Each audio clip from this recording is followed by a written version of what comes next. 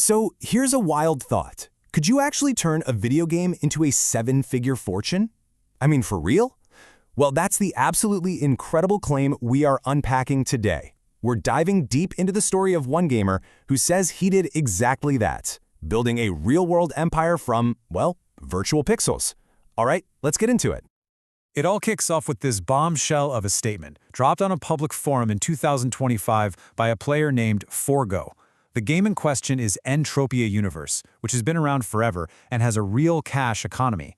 But to say it's the source of $1 million net worth, that is an unbelievably bold claim to make.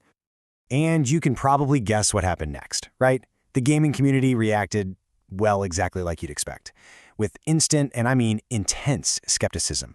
The comments were just a firestorm, from calling it fake news to flat-out demanding proof. But underneath all that outrage, a really important question started to bubble up. Could any of this actually be true? And that is the absolute core of what we're digging into here. I mean, forget playing a game just for fun. Could somebody literally build a career, a real wealth-generating career inside a virtual world? To even begin to answer that, we've got to go all the way back to the beginning of his story. Okay, this is where it gets really fascinating. We actually found a public diary Forgo kept on a forum way back in 2006, the year he started playing.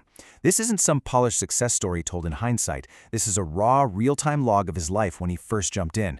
And let me tell you, it is a million miles away from a seven-figure fortune. So far from being some kind of high roller, Forgo's real life in 2006 was frankly in shambles. He couldn't work because of a medical disability, he was fresh out of a tough divorce, and he'd just gone through bankruptcy. He started playing this game not as some grand investment plan, but just as something to do while being a stay-at-home dad. And his early days inside the game? Yeah, they pretty much mirrored his real-world struggles perfectly. In one of his very first diary entries, he talks about a massive single-day loss of around 170 PED. Now, for that number to mean anything, you have to understand the game's pretty unique currency. So the in-game currency is called a PED, which stands for Project Entropia Dollar. And here's the kicker. It has a fixed, locked-in exchange rate to the real world. 10 PED is always equal to $1, which means that 170 PED loss, that was a real $17 loss. For someone in his situation, that's a pretty big deal. And this quote from that exact same 2006 diary entry, it just says it all, doesn't it? His mindset wasn't, I'm going to be a tycoon. It was just hope. He was a guy down on his luck, just dreaming that maybe someday this game could offer some kind of small payoff. So how in the world did he get from there to claiming a seven-figure net worth? Well, he didn't just play the game. He developed a system. Over almost 20 years, he built his entire approach on 3 core pillars, each one designed to systematically pull real value out of the game's super complex economy. So let's open up the playbook and see how he claims he pulled it off.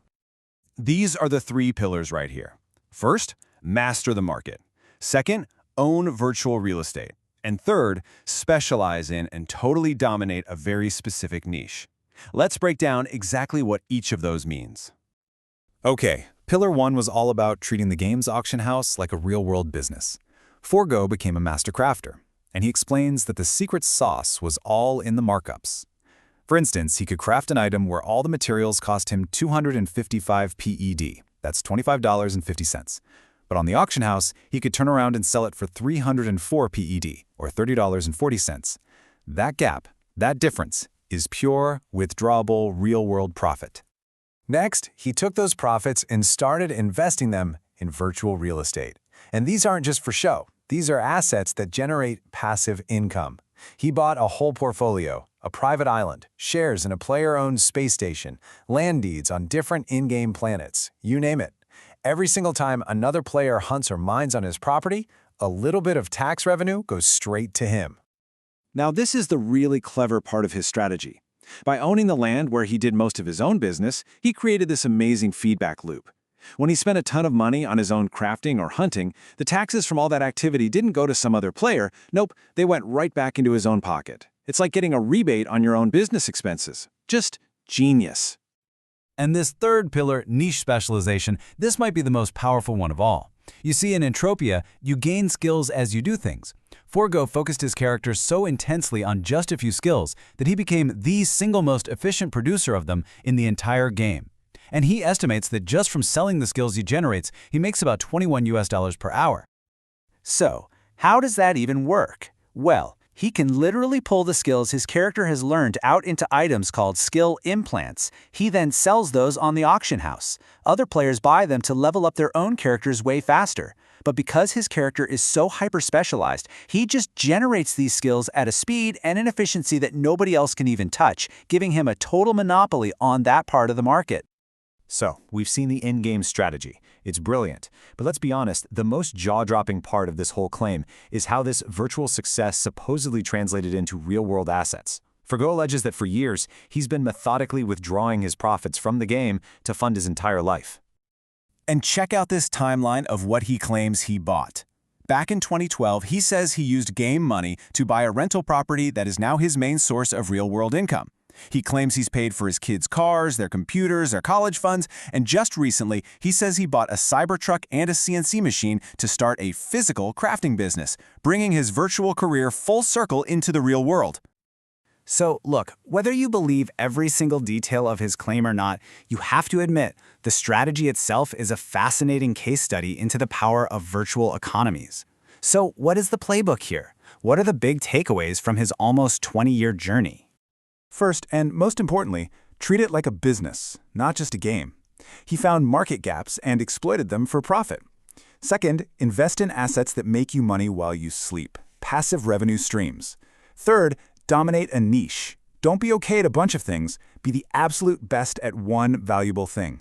And finally, patience. My goodness, the patience.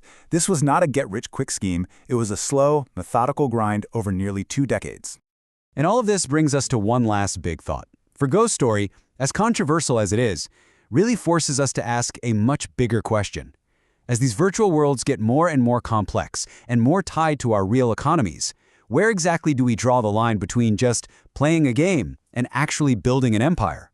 It's a question that's only going to get more important as the lines between our physical and digital lives just keep on blurring. Something to think about. Thanks for watching.